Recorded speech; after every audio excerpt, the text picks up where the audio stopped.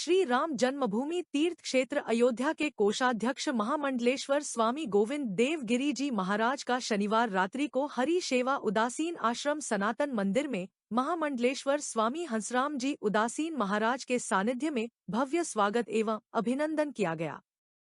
कार्यक्रम में आश्रम के महामंडलेश्वर स्वामी हंसराम जी उदासीन, संत माया राम, संत राजा राम, संत गोविंद राम, संत ईशान राम, संत सुयज्ञ राम, संत केशव राम तथा ब्रह्मचारी मिहिर एवं यश विशेष रूप से उपस्थित रहे।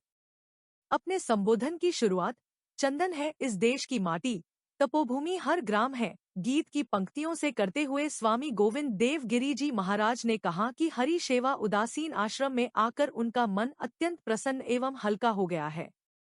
उन्होंने सनातन मंगल महोत्सव के दौरान दीक्षा ग्रहण करने वाले स्वामी हंसराम जी के तीनों शिष्यों का स्वागत एवं अभिनंदन किया।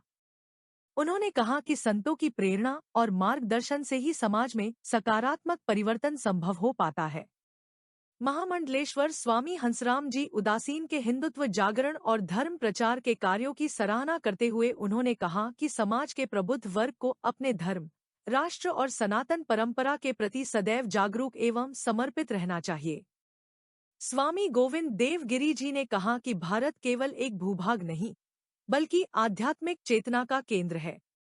उन्होंने कहा कि राजस्थान वीरों, संतों और त्याग की भूमि है।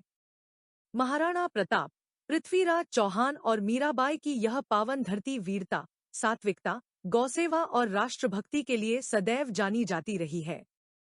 उन्होंने कहा कि अनेक आक्रमणों और चुनौतियों के बावजूद भारत की सनातन संस्कृति अक्षुण्ण बनी रही है। लगभग 500 वर्षों के संघर्ष और तपस्या के बाद अयोध्या में श्रीराम मंदिर निर्माण का स्वप्न साकार हुआ है, जिसे वर्तमान पीढ़ी ने अपनी आंखों से देखा है।